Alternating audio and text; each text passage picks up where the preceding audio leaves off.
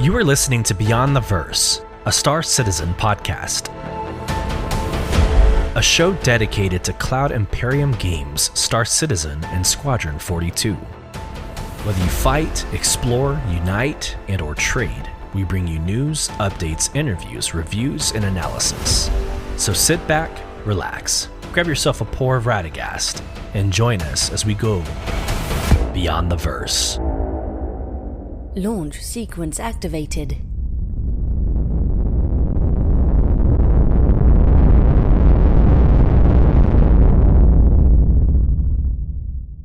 Hello, friends, and welcome to episode 27 of Beyond the Verse Star Citizen podcast. I'm your host, Solus, and we are calling today's episode Jump Point. And I believe for obvious reasons. If you have been anywhere on social media, on any platform, you have seen, you have watched the latest PTU patch 321 videos and still images of the jump points that are released. Again, this is PTU. It's not the live servers, which is the persistent universe, but we now have access to the Pyro jump points, the Magnus jump point, and the Terra jump point. We will get into that. That is the main purpose or the main theme of today's episode. So we will hit that about halfway through. But let's get into the agenda for the rest of this episode. There were a lot of updates on PTU patch 321. Actually 3. There was 2 on Friday, and then there was a third that came out on Tuesday. So we'll talk about the latest patch update. Actually, the latest one was Wednesday. We'll talk about that patch update. We will also get into a concierge email birthday surprise. I'll screen share and show you that. We'll get into the October subscriber flare, the roadmap roundup. We'll talk all things Day of the Vara 2953, and then we will wrap things up with the Inside Star Citizen episode of Sprint Talk Yai. And yes, Sprint Talk Yai. I see what they did there, but a play obviously on the oh my goodness, whatever that other alien ship is called. Now I'm all mixed up because I see the play on words. But first, let's get into a little bit of business. Where I want to take a second while I'm here on this podcast to talk about the September monthly show review. So I'm going to go ahead and share my screen. This is straight off of my Twitter on Tuesday, which was the early part of October. On Tuesday, I posted, like I do every single month, the performance of Beyond the Verse podcast. I think it's important. I am business minded. As many of you know, I am a senior product manager at Amazon. It bleeds through everything I do. I talk KPIs. I go into explanations and full analysis during like the ship showdown. It's just, it's who I am. It's what I bring to the table. And so I think a monthly performance review is necessary because you are an investor. It may not be money, but you're investing your time and your attention to the show and following on socials. So I feel a little bit of obligation, but it's also celebrating you in the community. So on Tuesday, I posted what you're seeing on the screen right now. Again, it's a great story. At the time of posting, we were at 1,978 plays on podcast, 211 subscribers on YouTube, 589 followers on Twitter, 484 followers on TikTok. And then we don't really talk about Instagram because it's kind of a dying platform, but 165 followers on Instagram. But since then, we've kind of we've grown since then, but at a higher rate than what we're used to. So podcast listens, we're at 2,091 as of today. YouTube subscribers 214, so we grew a little bit. Twitter, we actually surpassed 600. We hit 611 as of this morning. And then TikTok, we surpassed 500. We're right at 500. So I wanted to celebrate with you, and this is kind of a two there's kind of two reasons why I wanted to celebrate with you. The main reason, like 95% of it, is again the celebration. This is awesome. We're going to ride this wave straight into CitizenCon, straight into Pyro, which that's a whole funny conversation, which actually we'll get into like right now. But the other reason why I want to celebrate this is we have a lot of new listeners. So episode 26 last week was by far our most popular episode. It has 150 listens in just 1 week. And that's significantly more than before. So there's a couple of assumptions that I'm making here. One, our show is growing, that they like what we're hearing, or they like what we're saying. Maybe the culture, the community that we're fostering is one of optimism and positivity, with constructive criticism when it's necessary, of course. But I think a lot of it also has to do with this last week. We have a lot of converts from larger social media content creators that have chosen to take a very negative, pessimistic view on this game. And I'm going to dive into that. Let's go. Join me for a little bit as I go down this rabbit hole. I don't want to give too much clout to the negativity, but let me meet some of these listeners halfway. Beyond the Verse podcast is not and will never be a white knight dying on a hill for CIG, nor will it ever adopt a full pessimism, I hate life, what am I doing as a content creator mentality as well. We believe right in the middle ground is where we and most other content creators should be. And the reason for that is there are obviously critical points in what CIG is producing, and you're supposed to. It is encouraged to have an opinion and voice that opinion on all things social media. That's the purpose of social media. It's one thing, however, to see the game for what it is and hate some of it or most of it and get frustrated of the 11-year alpha. Okay, that's one thing, and it's all fair. We've supported that mentality since day one. But it's another thing to purposefully and deliberately insert your opinion in other people's threads. So this last week happens, patch 321 drops in the PTU, the public test universe, and there's so much content being created about jump points and hints around certain vehicles, and I even reposted. I was like, hey, back in July, we said on this show that we predict we'll see Pyro at the end of the year. We don't really know in what, platform. Maybe it's PTU, maybe PU, but we'll see Pyro at the end of the year, maybe a test phase. And we will also get a date release of Squadron 42 during CitizenCon. And so I reposted that sentiment to kind of coalesce or coincide with that mentality. And I stand by that. I do stand by what I said back in July. But I could say, you know what, doubtful. It's never going to happen. Game sucks. CIG has lied to us before. Okay, there's no fun in that. Why would you want to subscribe to that mentality and actively listen to that for an hour? Right? Why would you do it?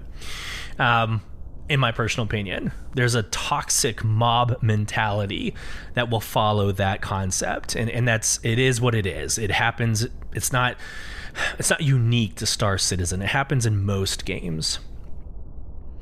But I don't believe that is what is going to drive the latest and the newest followers and listeners of, Star Citizen and this podcast. So I joined the that mentality this past week. I submit things, and man, like the amount of quote unquote copium remarks or the quote unquote hopium remarks blew my mind. They were inserting themselves into these positive, motivational tweets and saying, you don't know what you're talking about. You're too much of a noob. You've only been following the game for 3 years, and I've been following it for 5 years. I know what I'm talking about. You don't.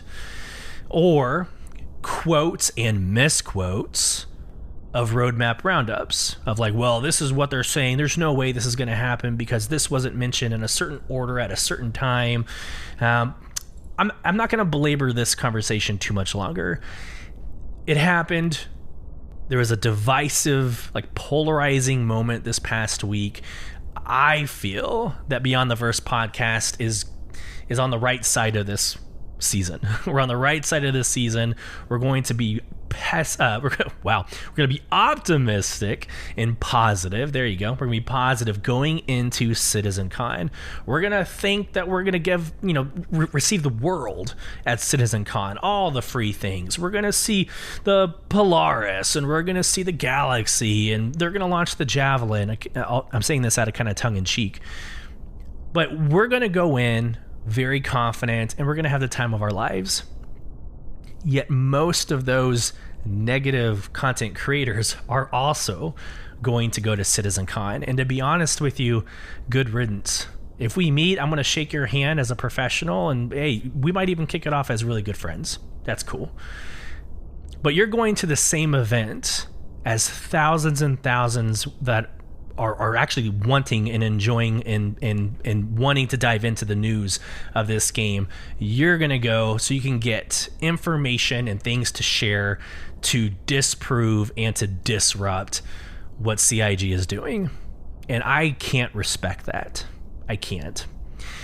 And some of these content creators have the audacity to get mad at CIG for not including them in their Welcome to CitizenCon, join us in CitizenCon video that was published yesterday. They had the tenacity to come out and get upset about that. Why would CIG support and cultivate and foster a relationship with that kind of content creator? All right. I feel like I went on that conversation longer than I originally wanted to. I'm going to stop there. I think, again, we are on the right side of this season. We're going to go in to Q4 in a very, very positive manner. So here we go. To those converts, to my new listeners, Beyond the Verse podcast will always ride right in the middle. We will critique when it's necessary, but we will always follow up every single critique with evidence and a solution if it is proposed. So many times in the last 26 episodes, we have brought something up, and then Tyler Witkins or Jake Acapella or Jared Huckabee will come out and say, something addressing it. And so we will repeat it. We'll say, hey, this was just released. This was just announced. And we will continue to do so. That is the right answer as a content creator, in my opinion. Alrighty. Other business, we do have a quote, and I actually didn't even pull this up. I need to go ahead and pull it up real quick.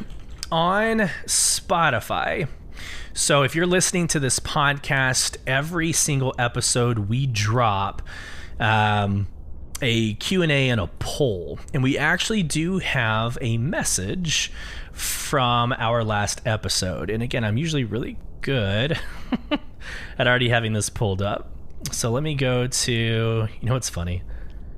Yeah, here we go. I was going to just show it on my phone because I know where it is on my phone. All right, let's go to screen share. So on this last episode, episode 26, we talked about the new Blockade Runner. It's the new global event. It's actually replacing the Ninetales Lockdown. And we asked, what are your thoughts on Ninetales Lockdown, and will you miss it once it's gone? We did have one published comment from user Willamar Tex, which, by the way, the amount of badness, the amount of inability that I have to talk in Banu language or Xi'an language is the same challenge I have for reading usernames. So if I ever butcher your username, feel free to light me up on socials. I deserve it.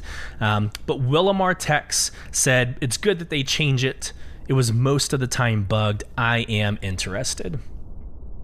So if you respond to the Q&A, if you respond to any of the polls, if you write an email to me, or if you give us a 5-star rating on any platform, obviously with a comment, we will read it live at the beginning of each show.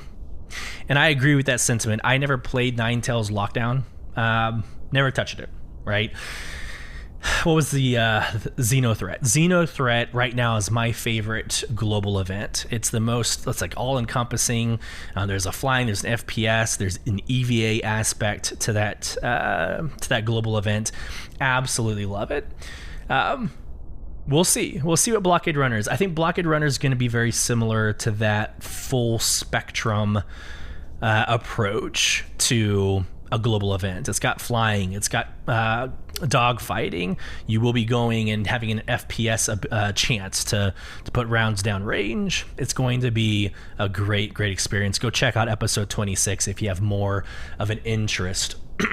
Excuse me, if you have more of an interest in what we just talked about. Okay, on October 1st,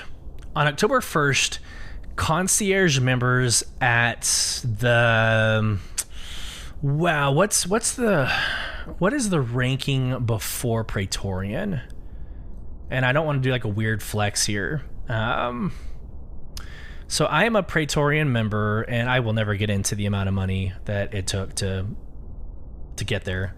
Wing Commander. There we go. So Wing Commander concierge members and up received an email. I'm going to share my screen now.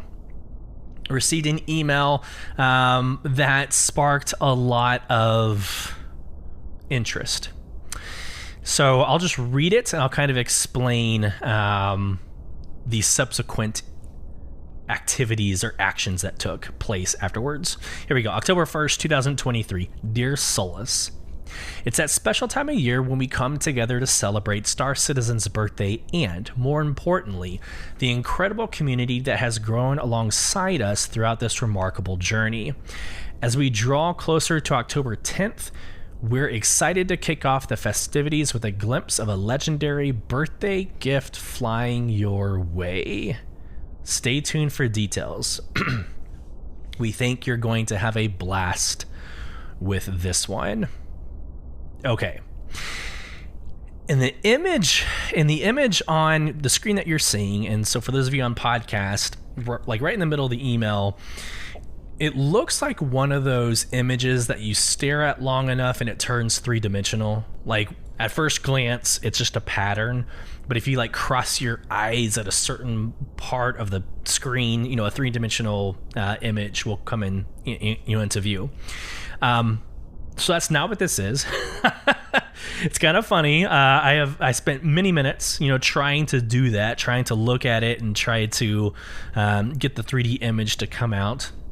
So it's not one of those images. I don't even know what to call it or how to talk about it. But long story short, other content creators were able to decipher that this is the F8C Lightning.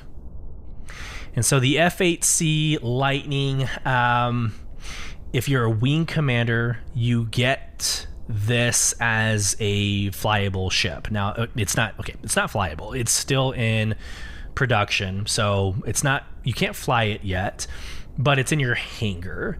And then when you become Praetorian, you get access to like the executive edition of it, which is just a black and gold paint job for it. And in fact, I guess I could go ahead and show y'all on YouTube what we're talking about here. So we go to concierge. Let me go to here. I'll share my screen. So in Praetorian, I don't want to like ruin it yet. All right, here we go. Wing Commander, the Anvil Aerospace F8C Lightning. Few vehicles inspire the same awe as the legendary F8 Lightning. A force to be reckoned with, it's protected humanity countless times from countless threats at home and far from civilization. Now this next generation space superiority fighter is available for your personal fleet. And when you become Praetorian, you get, you can kind of ignore the Apocalypse Arms Havoc Scatterguns Sharkmouth Edition. You can kind of ignore that because that goes on any ship. But the Executive Edition. So Anvil F8C Lightning Executive Edition, always ready to improve upon near perfection. Anvil has coordinated with the Chairman's Club to create a stunning work of flying art, the F8C Lightning Executive Edition.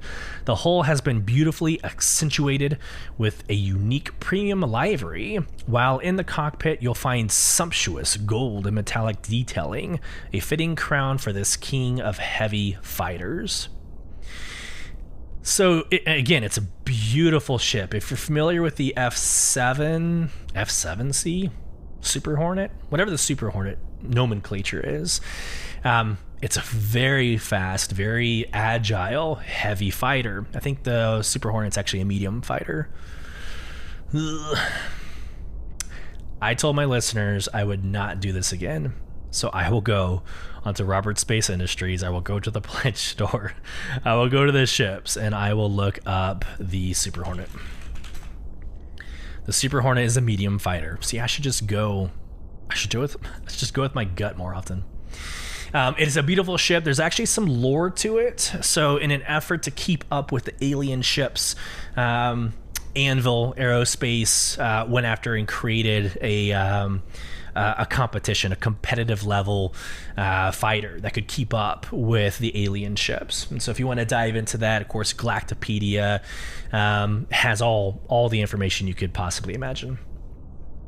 So it's going to be beautiful. I can't wait for it. I'm going to go ahead and here's more copium. Here's more positivity coming your way.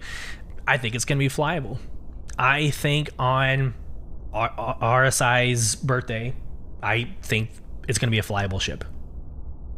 And when that happens, I will make a YouTube video. I'll make sure to share what that looks like from an Executive Edition livery perspective. So pretty cool, pretty exciting. So that was last week at the end of the podcast 26, episode 26. Let's actually get into this week in Star Citizen. Sharing my screen for those of you on YouTube. We're reading straight from the horse's mouth. Happy Monday, everyone. We're less than 3 weeks away from our biggest CitizenCon event yet, and the excitement is palpable. After 4 years, we can't wait to see you at the return of our in-person celebration of all things Star Citizen and, most importantly, you, the community. There are still some tickets available, so be sure to pick them up here before they run out. For everyone who can't make it out to LA, you can still be part of the celebrations and enjoy the show live on twitch.tv/Star Citizen. Pause. No, I'm actually going to finish this paragraph and then I'm going to pause. Quote, don't forget that you can also snag some swag in this year's digital goodies pack. To help you best prepare for the show, we've put together a nifty pocket guide. More information on this upcoming epic 2-day event, including the event schedule, event map, and more, is just around the corner, so keep an eye out. All right, so this is what I was going to say when I first broke. No changes to the pocket guide since last week. So last week, my criticism, quote unquote, of CIG was, look, we're 3 weeks out at the time, still don't know anything about CitizenCon. Now we're 2 weeks out, still don't know crap about it. I know the team is now engaged in CitizenCon. Most of the team has traveled to LA. The Inside Star Citizen was actually recorded from LA. I get it. I get it. We're 2 weeks away. I want to be excited about something. Give me something. My brother and I were talking last night while we were gaming, and it just, that's just a topic, if not the topic of conversation right now. We can surmise about Pyro. We can surmise, about Squadron 42 and what's going to be discussed, between now and the end of the year. Give us something to just write home about. We can start creating content for it. If they announced, hey, there's going to be new ships, well, great. That gives us 2 weeks to surmise. That gives 2 weeks for content creators to pick apart the backlog and say, well, man, I wonder if it's this. I wonder if it's that. Give us something to execute and watch the community do some amazing things in the next 2 weeks. So, yeah, I'm still a little bit concerned that we're 2 weeks out. Don't know anything more about it, but I'm sure later this week, we'll hear more information now that the team, again, is currently engaged in Los Angeles. All right. Last Friday, Alpha 321 dropped to the PTU. Very cool. I'm just kind of paraphrasing now at this point, obviously. Let's see what's going on this week. Tuesday, subscriber monthly newsletter and subscriber comm link. Wednesday will be the day of developmental updates with our biweekly roadmap update, which we'll cover, as well as the September monthly reports for both Star Citizen and Squadron 42. We will not be covering that massive update for both games this episode. Not this episode. On Thursday, Inside Star Citizen will be back. This was yesterday. We'll be back with a sprint report and more, concluding the season before it takes its scheduled hiatus. Speaking of sprint, what would you run away from? That's right.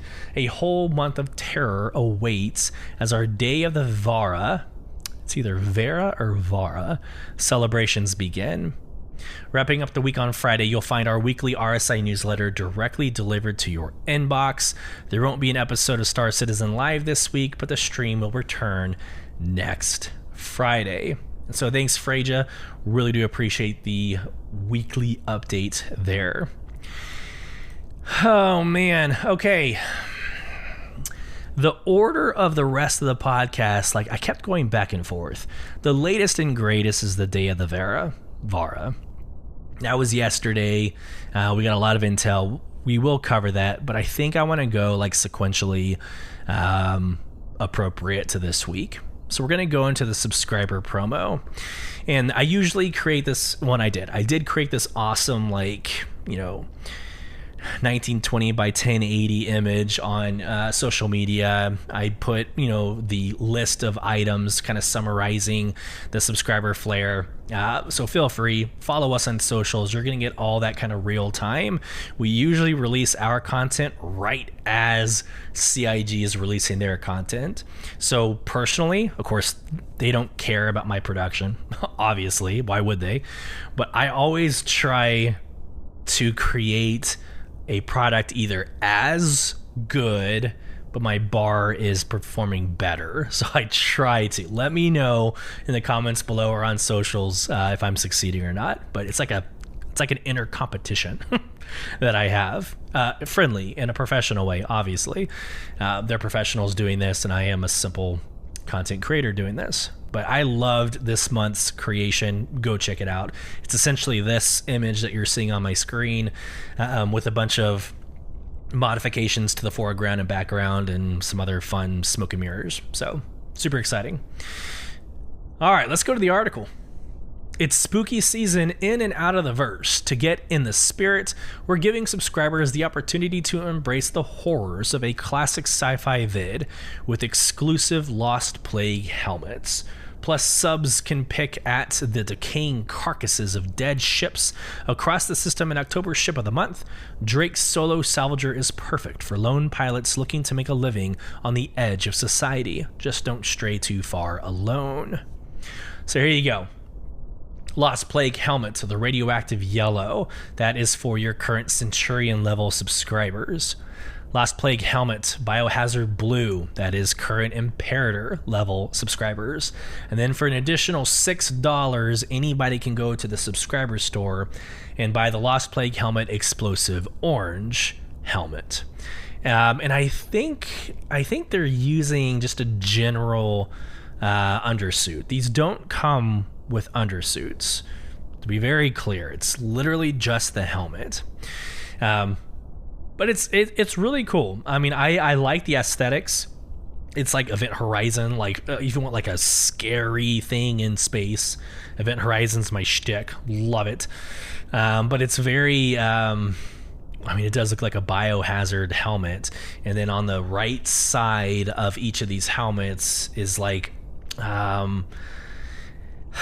it's I don't want to be gross here on podcasts, but it's blood, gore, kind of some biological mass growing out of the head. So whatever, do with that what you will. But it's really with blood smeared on the mask and on the face, the breathing apparatus. I love the cosmetics. I'm not a weird person that likes the blood and gore. Like, that's not my thing. But I think overall, kind of the goth look or kind of that visual identity going into Halloween is absolutely spot on. It's absolutely perfect. So I love this month's subscriber flare. Ships. We already talked about the vehicle of the month being the Drake Vulture. So every subscriber gets to fly this around this year or this month. A couple of items on discount, subscriber merchandise discount. Going through here very quickly. The Drake collared button up, right? You got some house slippers of Pico the Penguin, backpacks and bags. Actually, this is actually a really good call out. There's a travel bag. There's like a backpack, the zip cord backpack, then an actual hard case backpack, and it looks like a travel case, which might be perfect for Citizen Kind. It's 10% off while items are lasting. New items are 10% off while existing items are 15% off. So there you go. Moving on, a shaker for alcoholic beverages. A shirt that I would probably never be seen caught dead in.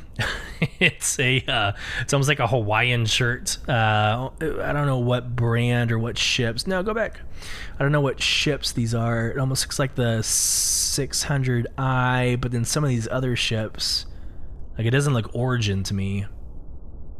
Anyways, it's like a Hawaiian looking shirt. It's blue with a bunch of ships on it.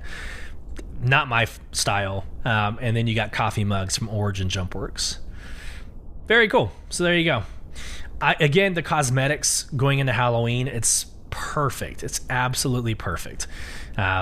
This is my time of the year, which, by the way, a little bit of personal aside here. Last weekend, I decorated the crap out of my house. So I've got Jack from Nightmare Before Christmas. I got that up. It's like a 7-foot animatronic that's in the front of my house. I have that. I have black lights everywhere. I've decorated with black cobwebs, dying trees with spider ornaments hanging. Like this is my time to shine. I let myself kind of die from like a holiday perspective when I was in college and, of course, 12 years in the military. But after having kids, son is 7 years old, daughter's 4 years old. After having kids, I am living vicariously through them and going like balls to the wall with decorations is what I'm trying to do to provide for them. So this is my season. I cannot wait for the rest of this month, straight into Thanksgiving, straight into Christmas, and then my birthday's in January, so it's just nonstop from here on out.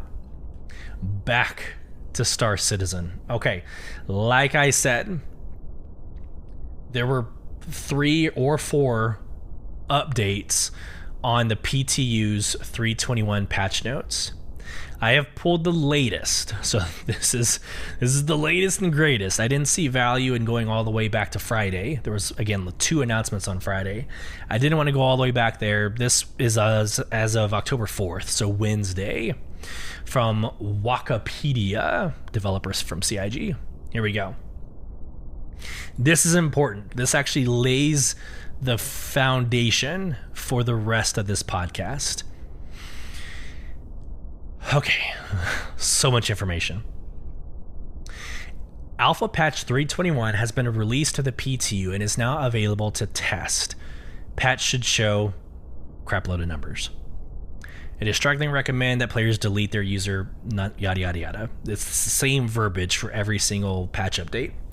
The audience is for all backers. Database reset? Yes.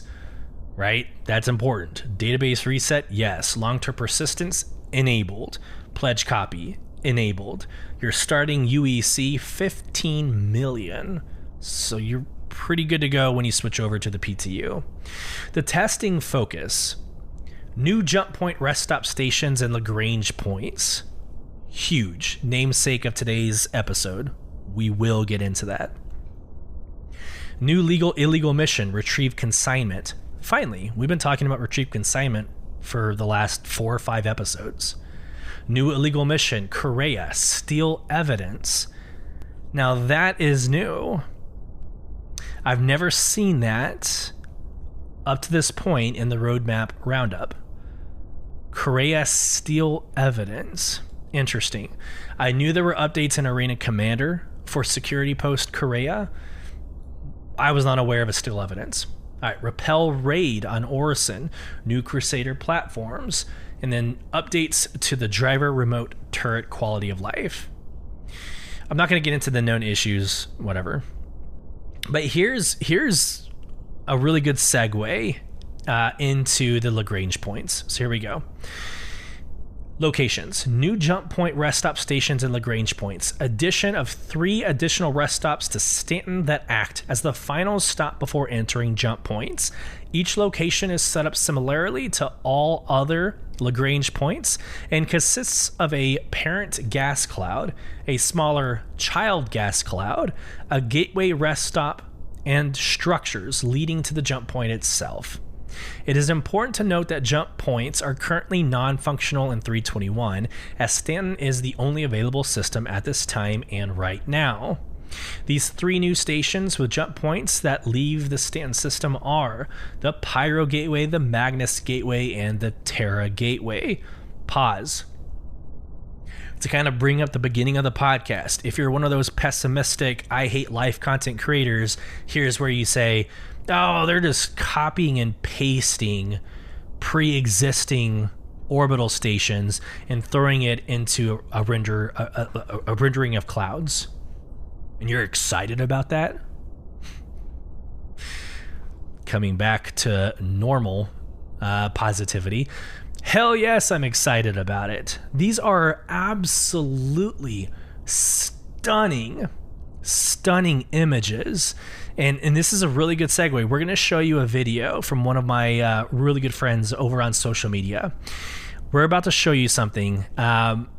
It's about 2.5 minutes. We're going to be looking at some things and pausing and going through some little bit of reaction. But yes, absolutely. Not only is it additional places and things for me and the organization and friends to go check out and explore and role play, it's also one of the final steps, aesthetically, cosmetically, that needed to be done before you could fly out to Pyro. Everything else is on the back end. Everything else is tech. We can get into all the nonsense coming out in 321 that we're not seeing. We don't actually experience as gamers. We can debate that with other content creators who don't have any experience in development. So we can totally debate that. But cosmetically, some of the biggest steps have been made to introduce Pyro. Another example of why let's just take the positive route. Let's just get excited and let's get into the next phase of Star Citizen. So let me fire up this video, and real quick, I want to make sure I get all of their information correct. So here we go. Stand by. Oh, good Lord. I went on to Twitter and I say blowing up. This has been a good week. This has been a really good week. Okay, here we go. Going back to sharing my screen, and we're actually going to go to full screen when we show the video because it is that worth it. So my friend Esper in Space, you can follow them on Twitter at King Esper, and then their YouTube video is /King Esper Comics. Highly recommend you go over to this individual and their show and their YouTube video. We follow each other. Good product, and you're about to see one of their products actually right now. Let's get into it. So this is a video that they created called A Journey to the Nebulas, and I'm just going to play it for those of you on YouTube. And for those of you that are listening on podcasts, I will pause periodically and kind of explain what we're looking at. But this is absolutely worth every second that we're about to spend on it because, I mean, it's the future. It's the future of role-playing. It's the future of transportation, simple transit in this game from one system to another. It's going to be insane. So here we go. Let me fire everything up. I'm going to put y'all on complete full screen because, again, I think it's worth it. And let's get into it now.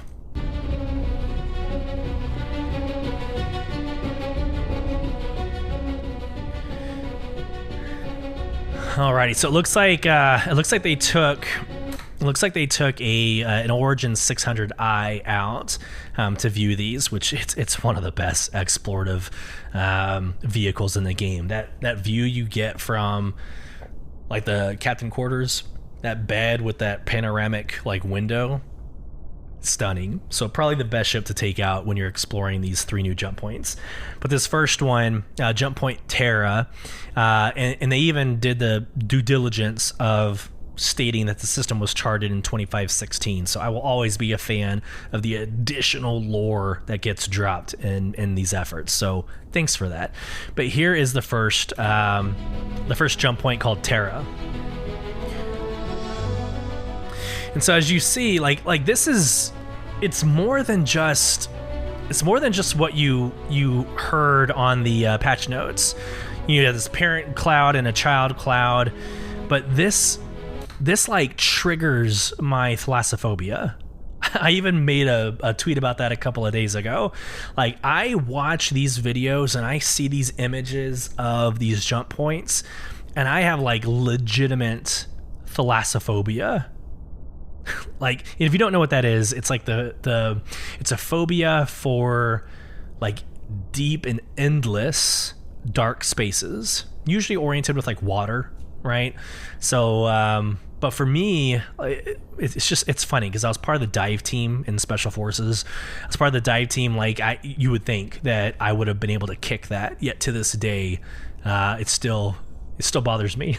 But like these images of being around total darkness but seeing this huge mass that you're flying close towards blows my freaking mind. So as you get closer to the jump point, you're starting to see debris and like maybe some broken up asteroid, but you're also seeing the orbital stations. So I'm gonna go back just a couple of seconds here, maybe 10 seconds. So this first orbital station looks like, let me pause it. The first orbital station almost looks like something you would see when flying into Orison. Right, so you're coming through Orison, you're seeing the gas cloud, and you see like a bunch of these that are like interconnected around the space station. That's kind of what you're seeing here. So it's an orbital station, it's Everest Harbor, it's wow, like every time Seraphim Station, I was gonna say Port Olisar, Seraphim Station, like you're seeing these kind of scattered throughout the nebula or the gas cloud.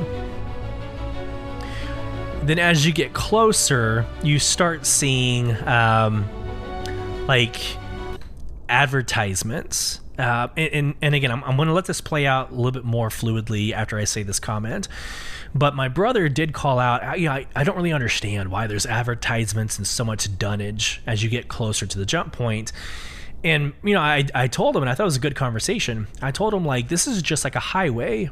I think about driving from Austin, Texas to Dallas, Texas. You take a thoroughfare, right? I-35, which, oh, good Lord, I would rather not. But I-35 all the way to Dallas.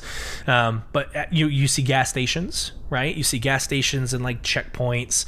But you see billboards all over the place, and it's because you're going in transit, and that's the way, marketing happens while you're driving. Well, why would that not be the case in space 900 years into the future? I don't know. It's a good conversation. It's a good debate, but you're going to see a lot of marketing assets going into these jump points. Let's continue the video. And again, for my podcast listeners, feel free to watch this over on YouTube. I might stay quiet for the next couple of minutes just so we can get through some of the the cosmetics here.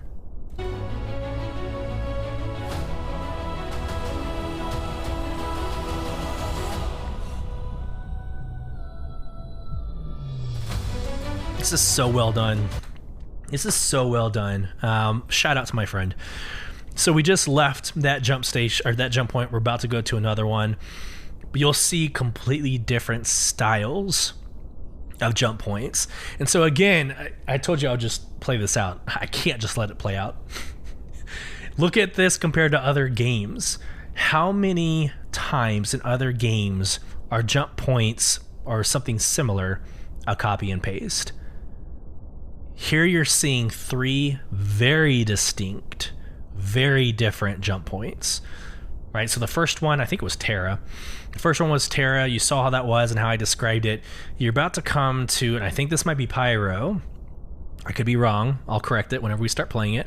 But this is a kind of a tan, gold, and green gas cloud. So it looks completely different.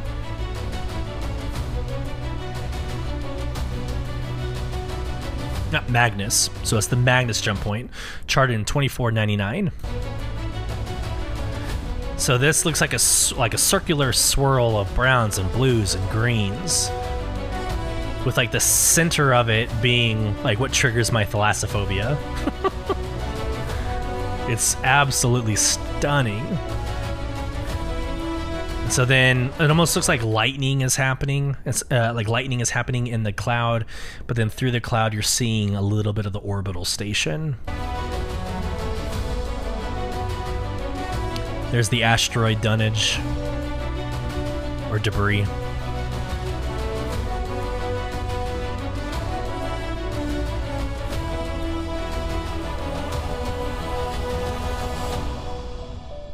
Oh, here's Pyro. Oh my god. Okay, so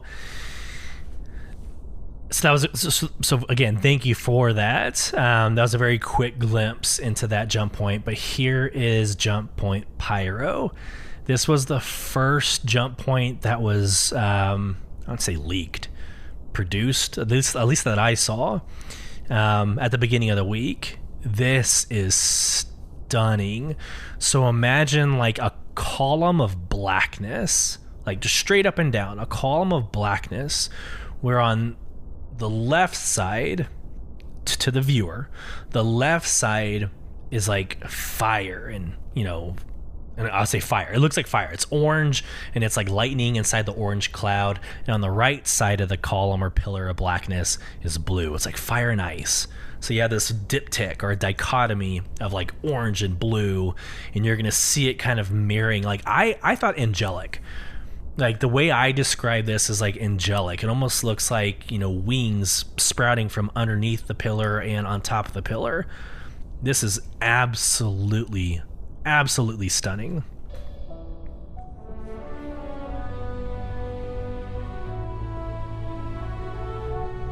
It's beautiful.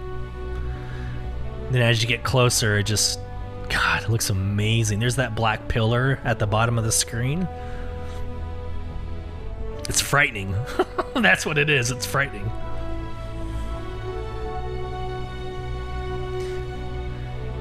And in fact, I think this is the image that I tweeted that triggered my thalassophobia. So the chain of orbital station and I guess like the actual jump point itself is like literally in blackness. There's like no stars around it. It's just blackness. Ugh.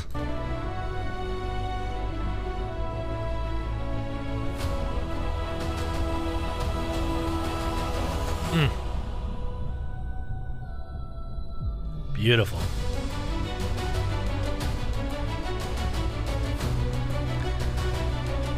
So it looks like most of the jump points, or all three jump points, are kind of similar in the way that it's like the orbital station. Well, it's the destroyed asteroid. Let me pause it real quick. It's like the destroyed asteroid you got to fly through. It's like other Lagrange sites.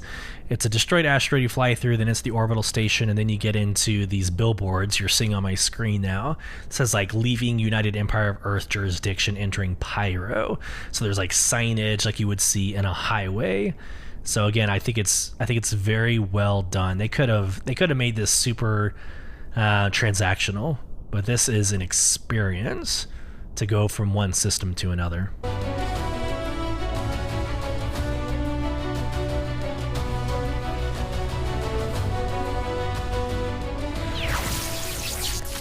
Esper in Space. YouTube.com @Esper Comics. Let me just make sure. I think Esper in Space. No, @Esper in Space. So YouTube.com /@Esper in Space. If I ever use your content, I will make sure, I will obsess over making sure that I have the right information. You deserve it. As the content creator I'm taking from, you deserve the citation. All right. Man, that video, seeing the jump points like that's reason enough to get exciting, or to get excited. Okay, let's forget that Pyro might not come out before Christmas. Okay, fine. I just want to get in the PTU for the first time ever. I usually am anti-PTU, an alpha for an alpha. I'm usually against it.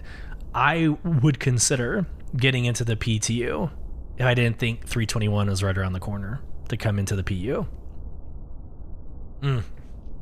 Love it. So there we go. There's your kind of long Alpha 321 patch updates. That's a good segue into the roadmap roundup. And then we'll get into the Day of the Vara, and then we will finish up with Inside Star Citizen. So roadmap roundup, here we go. I usually skip all the narrative. Feel free to go in and read the narrative yourself, but here we go. Alpha 321, we're talking new Crusader platforms, adding 3 new points of interest in Crusader's atmosphere, providing new locations for missions and loot. New missions, retrieve consignment. A new mission type where players are tasked with locating critical items in consignment lists, then safely extracting them. New missions, steal evidence, and they even call out this is a new addition. So new mission, steal evidence. A criminal mission type where players are tasked with infiltrating security post Korea and stealing files from Crusader security for a hefty payout. Sounds like fun for me. Crusader A1 Spirit, we already knew that was coming, but building, balancing, and implementing Crusader Industries' light bomber, the A1 Spirit, into the game. And so, because of the push for 321, they've changed the nomenclature for the 320.x items. So everything that we've been discussing that was like future 320 is now moved into the 321.x. So you're going to hear a lot of repeats that were in 320x. Now it's 321x. So here we go. All right, I referenced it a couple minutes ago, but the tech on the back end that's required to make Pyro happen, like 4.0 happen, one of the last tech advances is coming in 321x. It's the replication layer update. I'm going to read this verbatim. It's important because it leads into server meshing. Replication layer update. Over the course of the 321 patch cycle, the replication layer will be moved off of the game servers and set up as its own standalone service. In the short term, this allows for greater server recovery in the event of a crash. This is also a critical next step towards server meshing. Our current goal is release Alpha 321.0 ahead of launching the preview channel with the replication layer update. Once this preview channel comes online, it will run in parallel to our live servers. Once we feel the replication layer work is reliable, we'll migrate it over to the live servers in a 321.x patch.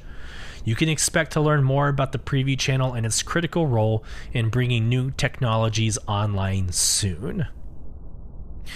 Long story short, and I'm making this very simple on purpose. I'm not going to pretend like I work at CIG. I'm not going to pretend like I know the ins and outs of everything. But what I can do is relate it to other gaming industry terminology. So level of detail. When you talk about a game rendering, you're walking in Star Citizen and you see a mountain extremely far away. Does it need to be rendered? How much rendering does it need? You probably don't need every single thing about that mountain to be rendered, right? Because you're so far away. As you get closer to the mountain, the level of detail will start to become rendered. So that's when you have LOD0, LOD1, LOD2. These are levels of detail that is needed for rendering. Think of it in the same way. Replication layer, preview channel, it's almost as if it's saving like the instance for a player in that kind of smaller cloud. right? So you don't have to save the entire server across 45 freaking planets. Like that doesn't necessarily need to happen. So in terms of a crash, what they're saying is they're centralizing, they're focusing these layers, replication layers, to be able to do more with less. I'm going to stop there. I'm sure a developer is more than welcome to come on the show and explain better.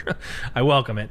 But I think that's a good way of kind of thinking about a very complex technology. Moving on, vehicle tractor beams. Implementing tractor beams attached to ships, either remote operated or a turret-like attachment. This allows players to move and tow bigger objects, including other ships. Tumbril Storm, building, implementing, and balancing Tumbrel's light tank, the Storm, as a game-ready vehicle. Crusader C1 Spirit, building, balancing, and implementing Crusader Industries' small multi-crew cargo ship, the C1 Spirit, into the game. And the Argo SRV tugboat, building, implementing, and balancing Argo's tugboat, the SRV, as a game-ready vehicle. Obviously, you need vehicle tractor beams in order for the Argo SRV to be relevant, so those had to happen simultaneously. So there you go. Roadmap roundup. I think there's some really awesome things here. It does pave the way on a back-end technological aspect, but we're also getting some pretty cool stuff. The vehicle tractor beams. One of the ships that I keep forgetting has a tractor beam is the Origin 315 Papa. Like, I keep forgetting that it has a tractor beam on it. How cool is that? But like the idea of implementing and enhancing that experience from like a larger perspective than just your handheld tractor beam. Looking forward to it. Let's go. I think we're really over time here, so we're gonna get into Day of the Vara, and we will get into Inside Star Citizen and wrap it up. Here we go. I love, like I said earlier in the podcast, all things Halloween. So Day of the Vara is right up my alley. I absolutely love this. Let's get into the lore. I'm sharing my screen for those of you on YouTube. Here's the lore. What the hell happened to the Vara? It was early in the morning on October 27th, 2557, when communication between the Red Ore system and an exploration vessel called the Vara mysteriously stopped. Mere hours after the ship's captain, Tisiphone, good lord, Tisiphone Heptane had sent her initial impressions of ominous ruined alien cities and the then recently discovered Hades system. Search and rescue teams dispatched the next day, along with countless expeditions since, failed to locate any wreckage or remains of the Vara. Until now. And there's videos of, again, I think Event Horizon, but there's like videos of going to this desolated, decrepit ship. And there's like, I don't know, they're walking like zombies, but these like, I don't know, plagued astronauts are walking around with fire and biohazard everywhere. It just has that ambience. So here's another image. Could these chilling images actually be from the last transmission of the doomed Vara? What unimaginable horrors did the crew encounter in the Hades system? Phantoms of the past. The haunting legacy of this phantom ship lives on today in public festivals, adorned with black and green decorations, and in private gatherings to honor the dead. Some celebrants dress up as people who have passed away, while others wear more outlandish costumes and swap scary stories, especially pertaining to mysterious incidents in space. Join us as we revel in the thrills, chills, and malevolent, good lord, mystery of the season. Don't be scared now. We didn't mean to frighten you prematurely. So there's the lore. I'm going to stop there. So, yeah, nothing's more terrifying than all of this happening in space. Oh, man. Again, thalassophobia. It'd be like if any of this happened like in submarines down in the ocean. Same concept in my mind. So here's what you can expect from the Day of the Vara. And I keep going back between Vara and Vara. I got to pick one and stay with it. Here we go. Updates to Arena Commander. So Arena Commander has some overlays or a theme that's been added. That's it makes the enemy skeletons. So it's literally called Them Bones. Skeletons invade Arena Commander. Femur? I barely know her. From October 19th until November 2nd, Arena Commander's Gun Rush mode gets totally spooky and super scary, as all the player models have been replaced with terrifying skellies. Got a bone to pick? Log in and sternum if you got them. All right, a gruesome twosome. So we have the ghoulish green paint scheme. We're adding 2 ships, the Corsair and the Cutter. Now I have the ghoulish green. So absolutely beautiful. It's like a metallic green, so obviously reflective, and it looks great up in space. You can now loot boxes to get scary helmets. So, and if you get all 9, you get a badge. It's really cool. And I don't know why I do that. Let me just read the article. Tricks and treats. Find scary surprises all over Stanton. Until November 1st, players have the chance to get the jolt of their lives when opening loot containers across Stanton. Find the coveted Vandal Hill Horror and Fieldsbury Dark Bear helmets and add them to your creepy collection. If you survive the shock that is.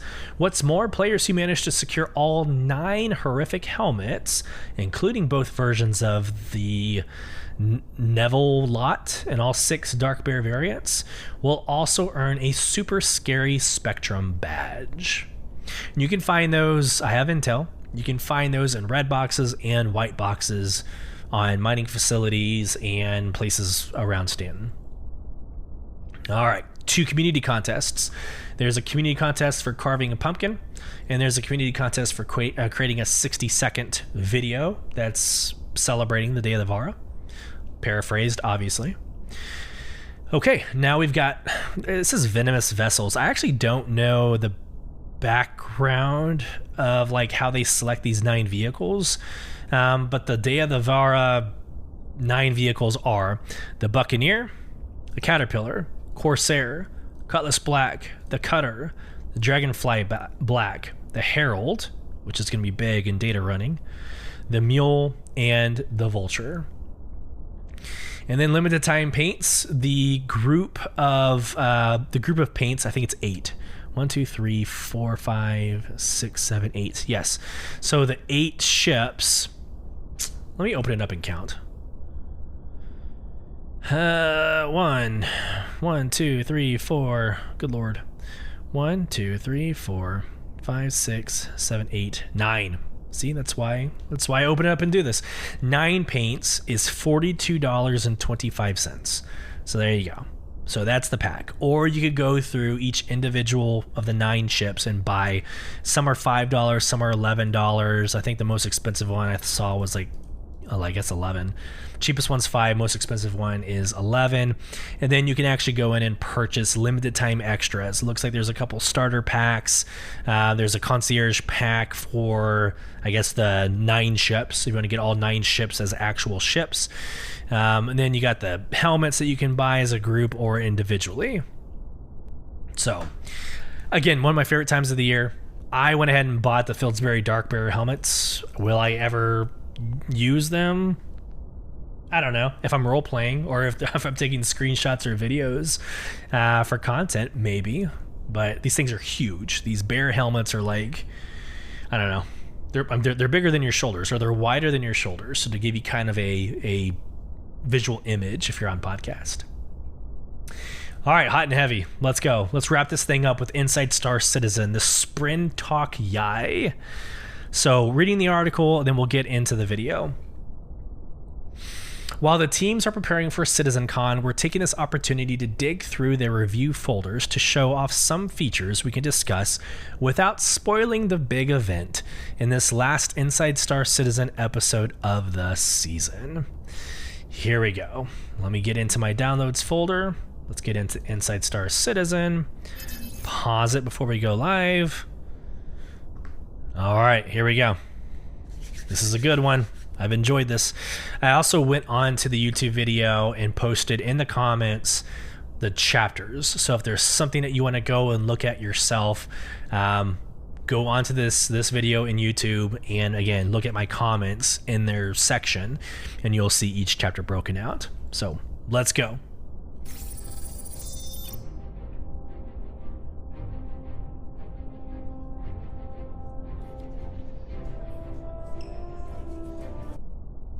This is going to audibly sound a little strange for those of y'all on podcast because, again, a reminder, they're in LA. So there's a couple funny moments where other coworkers come in and interrupt Jared. Again, you might hear it on podcast, but it doesn't make as much sense as if you were watching it.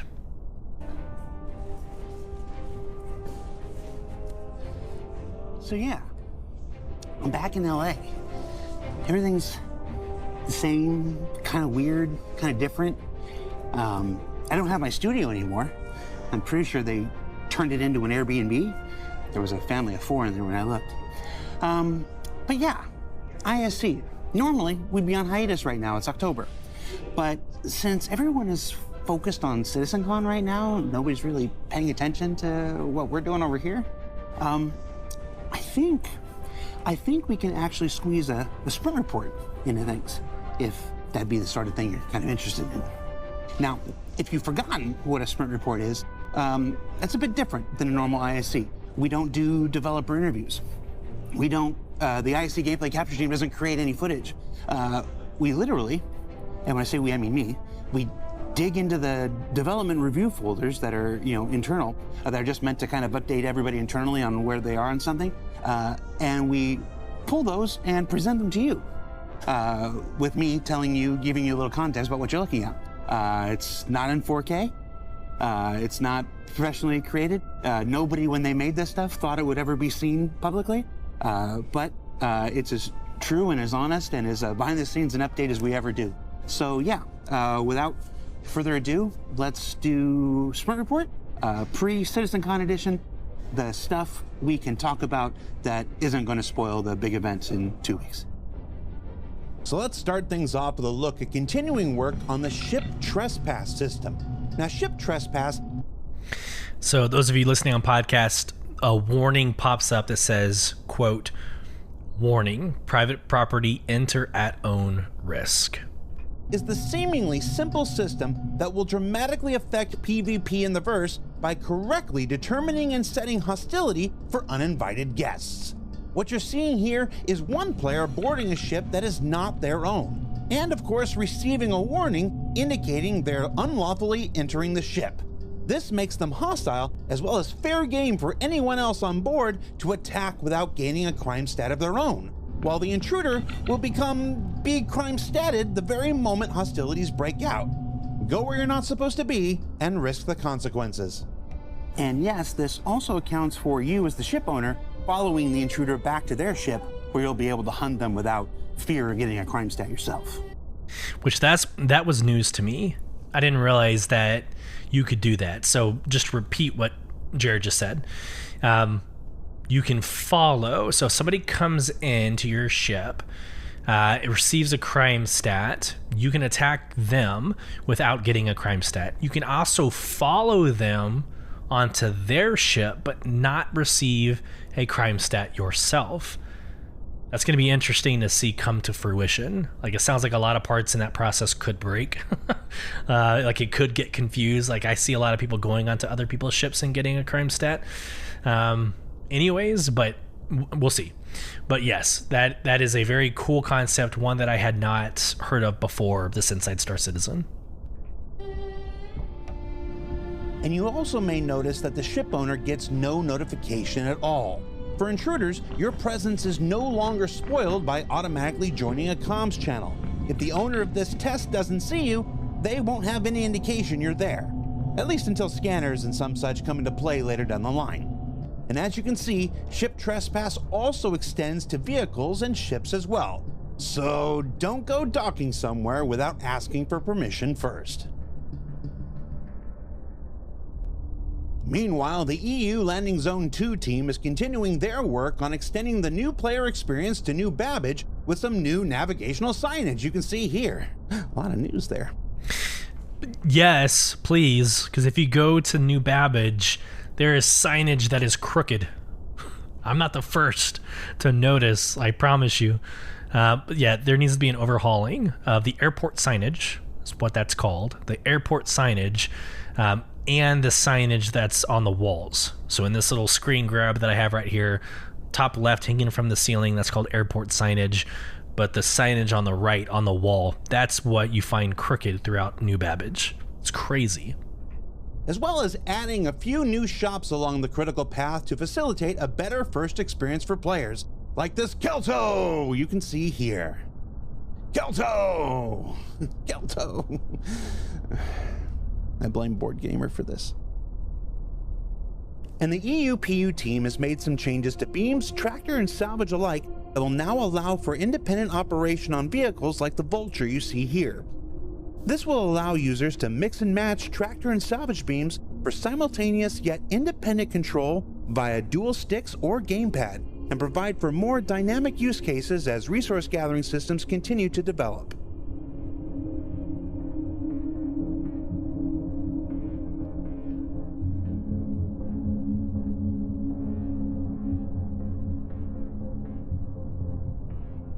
Not you too, Dev. Hey, Jerry, can you make a quick espresso? Yeah. This is one of those moments that he's being They interrupted. can make an espresso first. That was nice. Oh, yes. And since many of you are looking forward to... I didn't think they would do it right there. They're making his espresso during his Since many recording. of you are looking forward to further iteration on bounty hunting, Let's keep our tour of potential gameplay changes to ships going with the Anvil Hawk. Now, one of our team members on the EU vehicle content team recently completed a first pass sprint revisiting the Hawk to explore a potential new methodology for loading and unloading what I'm just going to affectionately call the Wanted, Fugitive, and Stasis cargo containers, or WIFT for short. The idea being that once you've captured and contained your prey in the WIFT and set it down behind the ship, this articulating arm would then come out and, using the power of electromagnetism, suck the into its grasp and pull it up inside the vehicle. It's a really awesome animation. It's the Anvil Hawk, and it's showing like the prisoner cell. It's like a coffin. It's like a levitating coffin, if you want to kind of have that image. Like an arm comes out and grabs the levitating coffin and pulls it into its compartment. So again, for those of you not watching on YouTube, hopefully that helps. Yeah, all this for the whiff looks pretty good. all right, so it should be noted that the Wanted, Fugitive, and Stasis cargo container is something I made up about 55 seconds ago. And has not been vetted or approved by any member of development staff. But I feel good about my chances.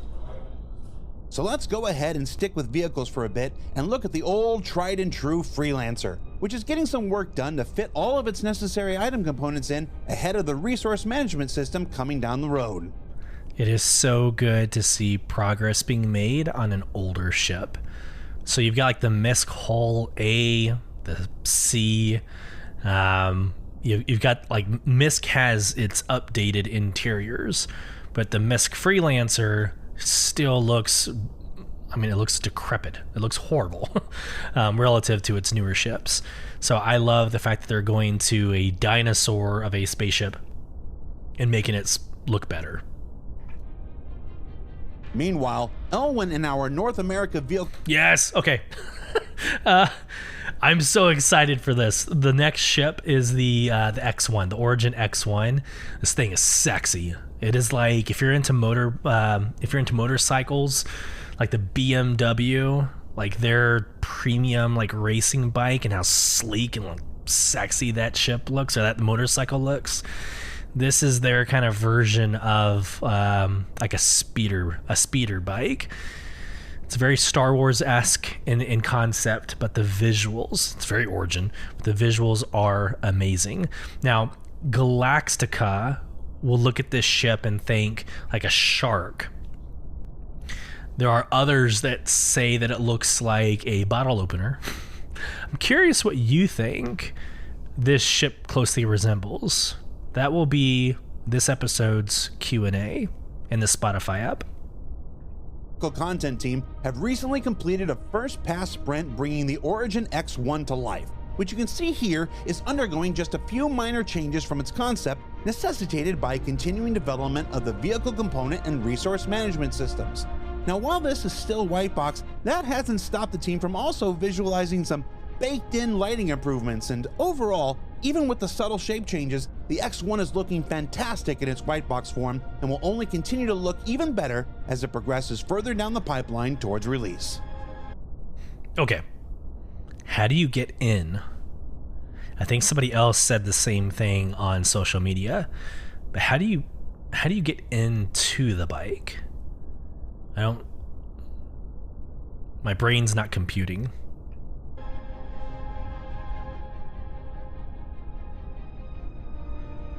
We've also got a brief look inside the white box progress of the RSI Apollo Medevac, which is currently in production. This looks so good. So it's doing a rendering or a rotational outside view of the Apollo. So it's the white box, so you're seeing literally the white. And as it goes into the ship, you're going down into the corridor. Well, actually, that was an optical illusion.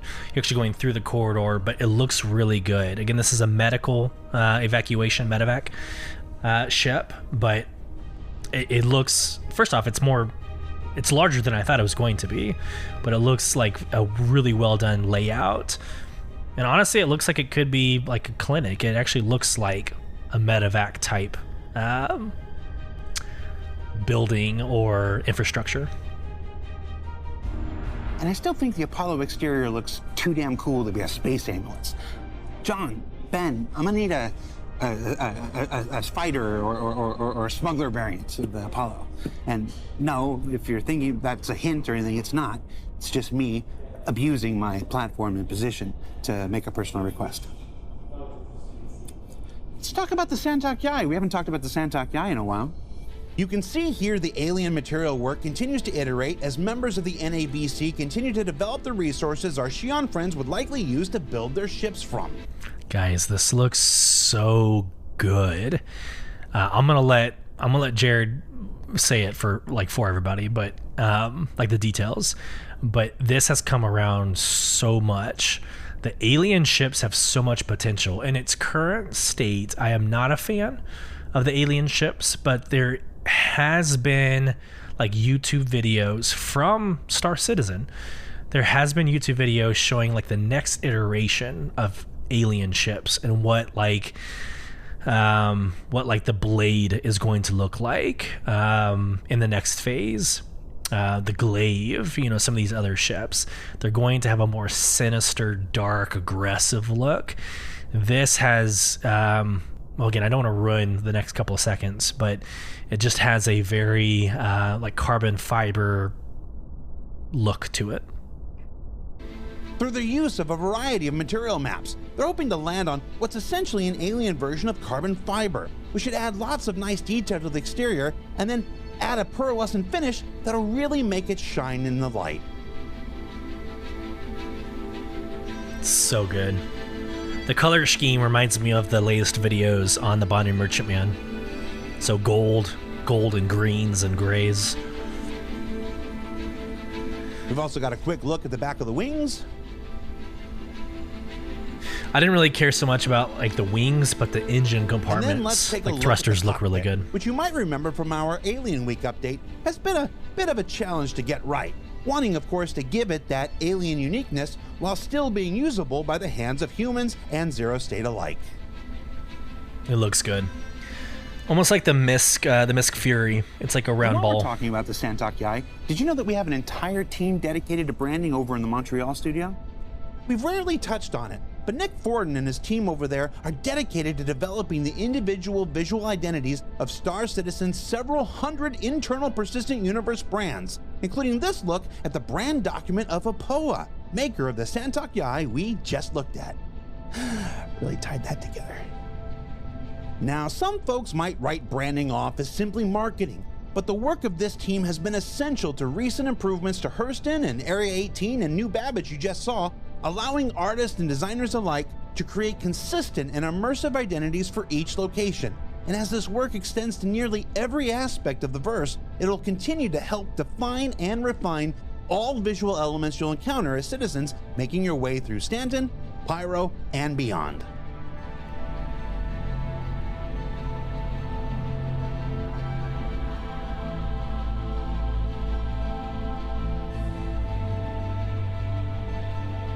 I'm gonna need like a... Yeah? Yeah? He's being interrupted again. Right now?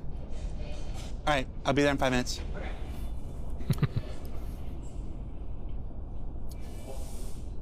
All right, so I gotta go do this thing, but Chad is right here, so I'm gonna let Chad explain this new improvement that's coming to the cargo system in Alpha 321. Take it away, Chad.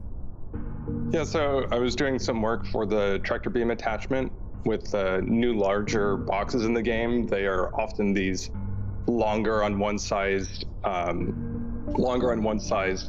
boxes.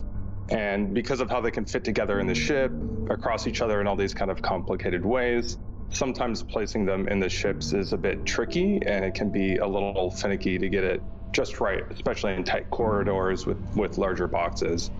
And so I was adding some new functionality into the system so that whenever you're placing them around, if the direct placement underneath the attachment doesn't work, there's some fallback logic that'll look nearby where the placement is to try to find a good placement for the box, so that it makes it essentially more forgiving whenever you're using the tractor beam. In the ships with these larger boxes, you can place it such that maybe it's just a little bit off the thing that would work. And instead of just not giving you anything as far as like placing it, it'll give you another fallback option. And all that really means is that it is a little bit easier and quicker and more intuitive just to drag things around in the ships and get things together. Just a little bit. This is gonna be a life changer, dude. Yeah, this is what killed me on, just this whole packing system and the tractor beam stuff. This is like, I nearly died on the Hull C getting it in, because it is incredibly sophisticated code for this stuff. It's like, I literally read a PhD thesis on packing algorithms implemented, which is really fun. It's just the time scale that suddenly I had to operate under because of circumstances out of my control made it very intense, but it is very cool, like the stuff that I was doing it. So I'm excited about it. And we're hopeful this goes into 321. This functionality, yeah. So yeah, that's a sprint report. Hope you liked it. I'm going to disappear now. We'll be back in about 2 weeks for CitizenCon, then a 2-day event on October 21st and 22nd, emanating from the Los Angeles Convention Center. Until then, be sure you check out Alpha 321, which is currently on the PTU, available for testing.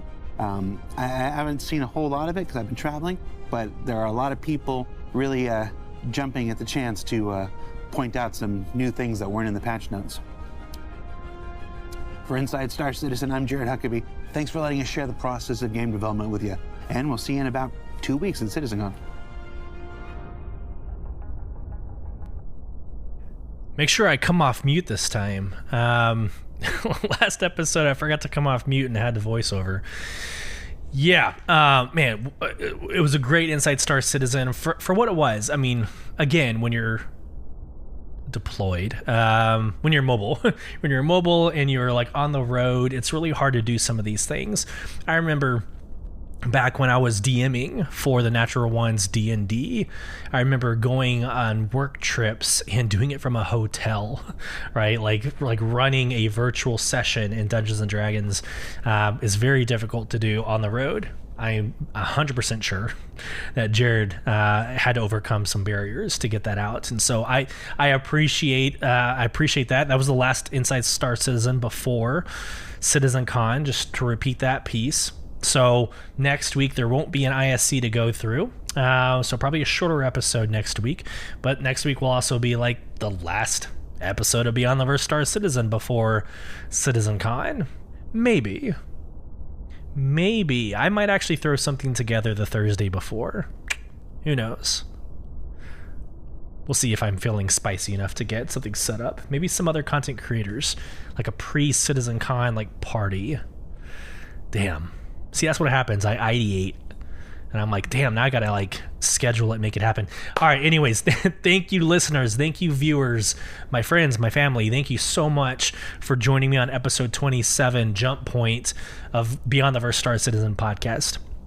If you'd like to get more involved, you can follow us on all socials, all platforms at BTV_cast. You can become part of the conversation by emailing us at contact@beyondtheversehq.com, or you can respond to the comments in the YouTube video. On Spotify, the podcast app, you can respond to the Q&A questions and the poll selections as well. And any 5-star review on any podcasting platform will also get read on this podcast. I hope this finds everybody well. I really do appreciate the last hour or so we spent together, the last 26 episodes, and what we're going to be seeing in Q4. Safe travels as you traverse beyond the verse. Take care, everybody.